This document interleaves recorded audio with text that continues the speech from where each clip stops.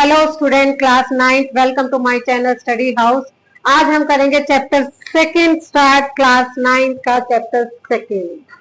ठीक है, चैप्टर का नाम है लीनियर पॉलिनोमियल्स।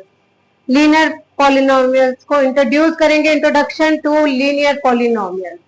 ठीक है, अब हम लोग स्टार्ट करते हैं इसके कुछ कॉन्सेप्ट। पहले हम इसके कॉन्सेप्ट देखते हैं, कुछ इसके अंदर डेफिनेशंस है, उसको हम समझते हैं। सबसे पहले हम पॉलिनोमियल के बारे में समझेंगे कि पॉलिनोमियल क्या होते हैं। आपके पॉलिनोमियल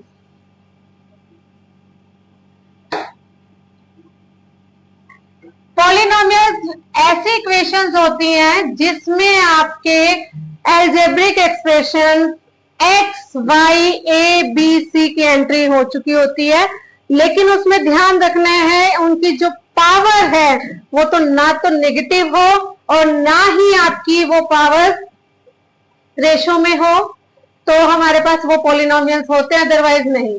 जैसे मेरे पास एक इक्वेशन है y² + 2y, पॉलिनोमियल है। पावर चेक करो, 2 पॉजिटिव है, हाँ यस, दिस इज पॉलिनोमियल। एक इक्वेशन है 1/y + 2y, क्या ये पॉलिनोमियल है? नो। रीजन, इसको लिखने का तरीका क्या आएगा? y - 1 + 2y, negative power. Negative power होने की वजह से ये पॉलिनोमियल नहीं होगा। ठीक है, फिर हम लोग लिखते हैं आपका नेक्स्ट वर्ड लिखते हैं हम, जैसे y की वैल्यू, y की पावर √2 + 3y, क्या ये पॉलिनोमियल होगा?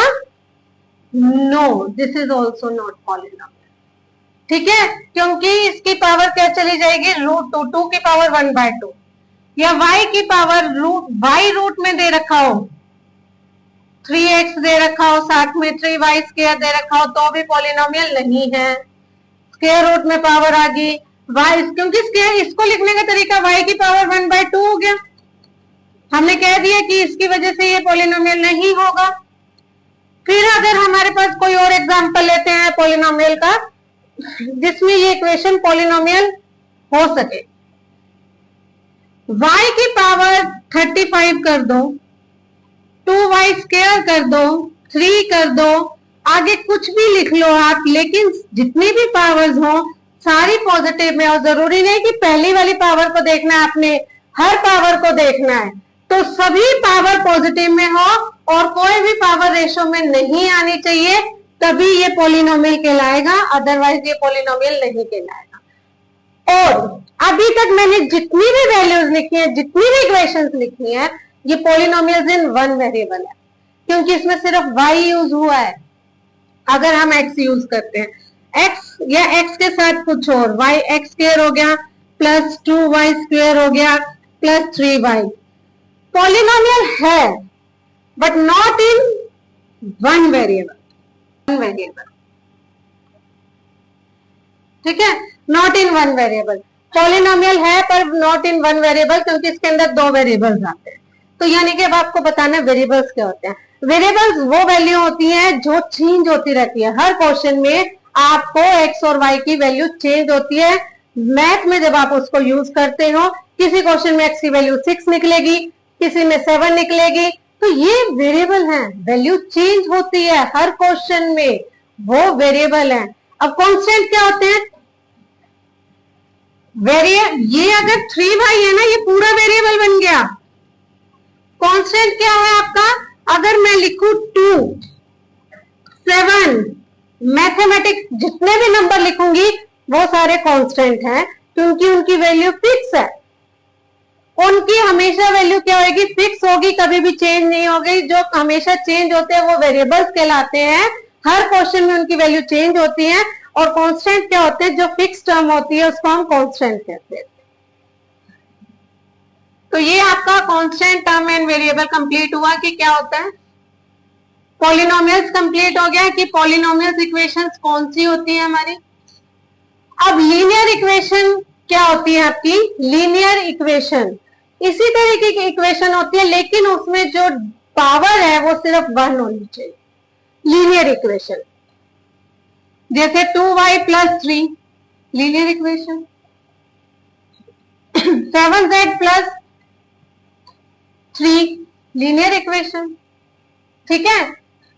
और फिर बात कर रहे हैं लीनियर इक्वेशन इन रिलेशन, मतलब किसी और वेरिएबल के साथ ये रिलेशन में हो। जैसे हम कंपैरिजन का कॉन्सेप्ट करते हैं, जब एक वैल्यू किसी और के साथ रिलेशन शो करती है तो उसको हम क्या कहते हैं, लीनियर इक्वेशन एंड रिलेशन। जैसे फॉर एग्जांपल मैं आपको ये बता रही हूँ कि एक नोटबुक की कॉस्ट पेन की कॉस्ट से 2 टाइम्स है, नोटबुक की कॉस्ट पेन की कॉस्ट से 2 टाइम्स है। आप कहते हो कि नोटबुक की कॉस्ट है x, नोटबुक कॉस्ट आप मुझे बोल रहे हो x, पेन की कॉस्ट हम मान लेते हैं y। जो नोटबुक की कॉस्ट है पेन की कॉस्ट से दुगनी है। आप अगर पेन 5 का लेते हो तो नोटबुक 10 की लोगे, पेन 10 का लेते हो तो नोटबुक 20 की लोगे। मैं y की वैल्यू चेंज करूंगी ना उस टाइम पे। अगर मैं कह रही हूं मेरे को कॉस्ट पड़ रही है पेन की 5, तो ठीक है नोटबुक की आपको 10 पड़ेगी 2 into 5 हो जाएगा। अगर मैं कह रही हूँ कि y आपका 10 है, मैंने पेन ही 10 रुपीज का लिया, तो नोटबुक की कॉस्ट कितनी हो जाएगी 2 into 10 20। यानी कि इस क्वेश्चन में जो आपकी नोटबुक की कॉस्ट है वो पेन की कॉस्ट के ऊपर डिपेंड कर रही है। इनके बीच में एक रिलेशन शो हो रहा है कि अगर मैं पेन की कॉस्ट को 2 टाइम्स करूंगी तब जाके नोटबुक की कॉस्ट निकल के आएगी। ये एक लीनियर इक्वेशन एंड रिलेशन है, एक लीनियर इक्वेशन और किस चीज में आपकी रिलेशन में है, इसको कहते हैं हम लीनियर इक्वेशन एंड रिलेशन। आपको चैप्टर में लगभग यही चीज दिखेगी।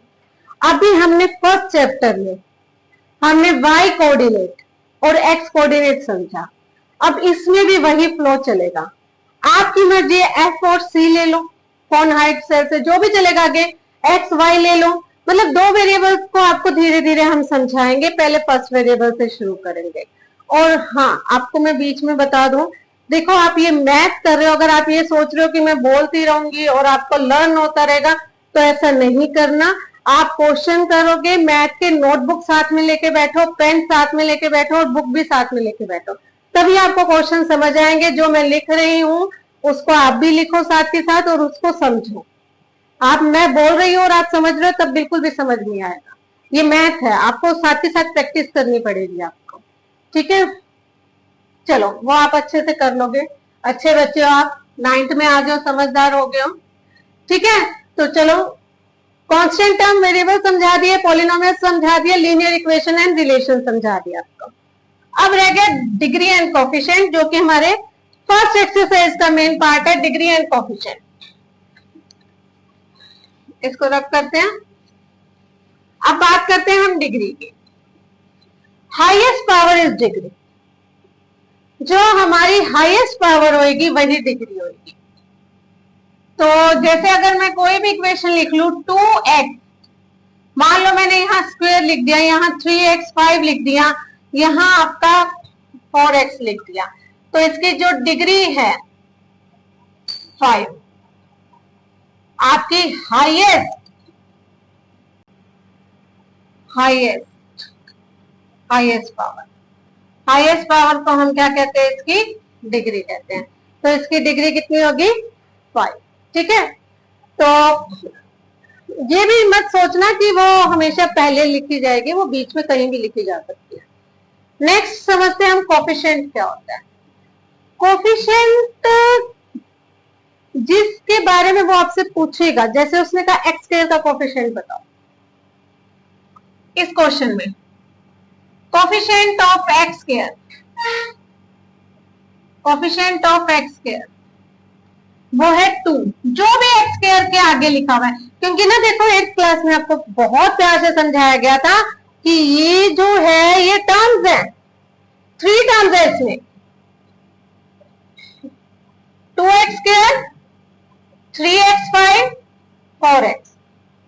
अगर आपसे पूछा जाए एक्स स्क्वायर का कोफिशिएंट क्या है, तो आप बताओगे 2, जो टर्म्स के साथ लिखा जाता है, जो उस टर्म में मिल जाएगा आपको, ठीक है। अगर वो अगर सपोज टू बी, आपका मैं क्वेश्चन चेंज करती हूँ, आपकी बुक में ऐसा है नहीं, फिर भी मैं आपको बता रही हूँ कि अगर 2y(x²) मान लो, और थोड़ा सा मैंने बदलाव ला दिया क्वेश्चन में, यहाँ x² की जगह 2y ला दिया, फिर उसने कहा x² का कोफिशिएंट बताओ, सिर्फ आप उसको लिखो, कोफिशिएंट इसका जो है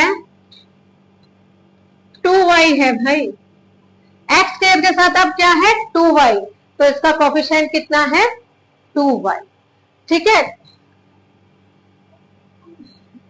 अगर वो कहते हैं सिर्फ न्यूमरिक कोफिशिएंट बताओ, न्यूमरिक कोफिशिएंट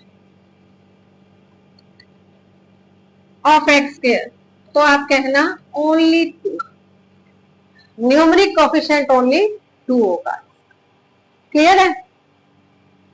अब हमारे पास डिग्री भी हो गया, कोफिशिएंट भी हो गया, ये सारी चीजें हो गई।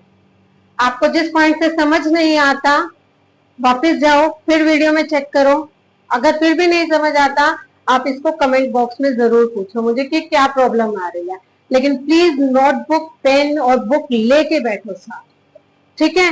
अब हम स्टार्ट करते हैं एक्सरसाइज 2.1।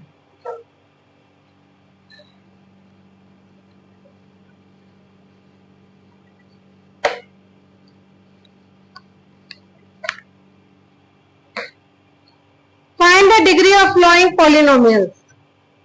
कुछ पॉलिनोमियल्स हैं, उनकी डिग्री निकालनी है, और डिग्री हाईएस्ट पावर होती है, ये आपको पता है। तो फर्स्ट पॉलिनोमियल है 2x² - 5x, 2x² - 5x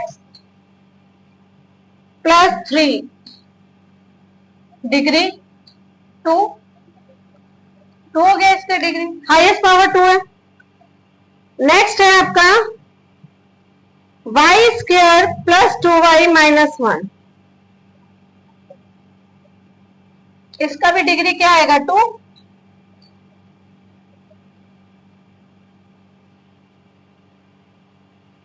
next है -9, इसकी डिग्री याद रखो, किसी की भी पावर 0 होती है वो 1 होती है, तो मुझे ऐसे लग रहा है शायद इसके साथ x 0 हो या y 0 हो, तो डिग्री कितनी हो जाएगी 0, क्योंकि ये -9 और फिर 1 बन गया होगा ना, हमें क्या पता 0 तो होगी, x है या y हमें नहीं पता।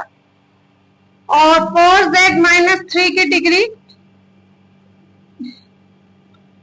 1, बस 1 है पावर, हाईएस्ट पावर 1। अब वो कह रहे हैं सेकंड क्वेश्चन में right polynomial of degree 1, 2 and 3। आप ऐसे लिखो पॉलिनोमियल जिसकी डिग्री 1 हो, 2 हो और 3 हो। क्वेश्चन नंबर सेकंड, ये क्वेश्चन नंबर फर्स्ट था, क्वेश्चन नंबर सेकंड जिसकी डिग्री 1 हो भाई, ये ना, आपको छोड़ लिख दो, ये लो डिग्री 1, डिग्री 2, हाईएस्ट पावर 2 इसमें, डिग्री 3,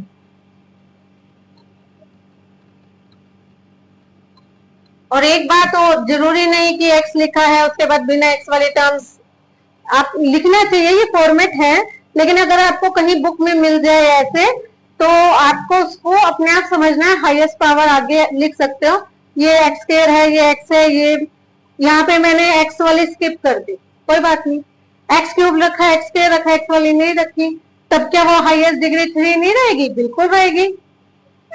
ऐसे केस में हम ये कह सकते हैं, हो सकता है अगर मैं x वाला लिखूं जबकि क्वेश्चन में तो 0 × x, हो सकता है वो 0 से मल्टीप्लाई था इसलिए गायब हो गया, हमने नहीं लिखा, उसका कोफिशिएंट 0 होगा, तब भी आप छोड़ सकते हो। तो ये लिखो या ना लिखो, लेकिन जो हाईएस्ट डिग्री मांग रहे हैं वो जरूर लिखो। थर्ड क्वेश्चन में what are the coefficient of x² and x³। आपके सामने उसने एक इक्वेशन दे दी, क्वेश्चन नंबर थर्ड, आपको इक्वेशन दी है x4 - 3x³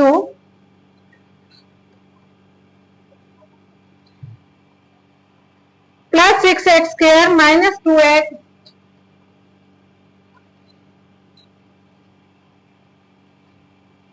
+ 7।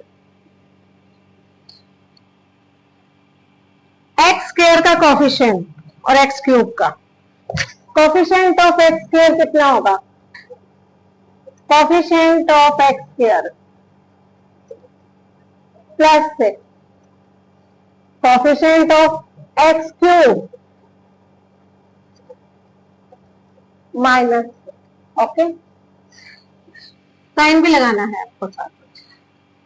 What is the coefficient of z in polynomial this? Question number 4. What is the coefficient of z in polynomial?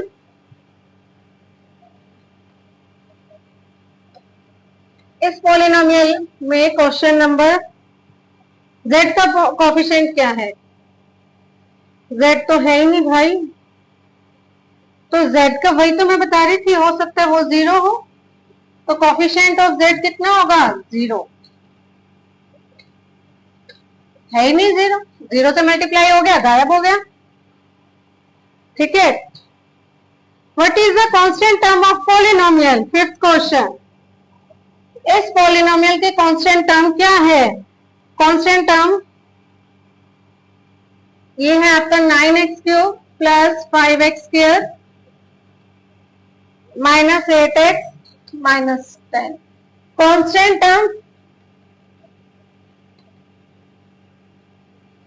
Term है इसकी -10, जिसके पीछे कोई वेरिएबल नहीं है, ये -10 इसकी कांस्टेंट टर्म। ठीक है, मैं दोबारा लिख देती हूँ, मैंने सर्कल कर दिया, तो this is the constant term -10। Okay, ये आपकी कंप्लीट हो गई एक्सरसाइज 2.1। अगर कोई भी प्रॉब्लम रही हो तो कमेंट बॉक्स में मुझसे पूछें और चैनल को सब्सक्राइब करें। Study House 308। Okay, bye, take care.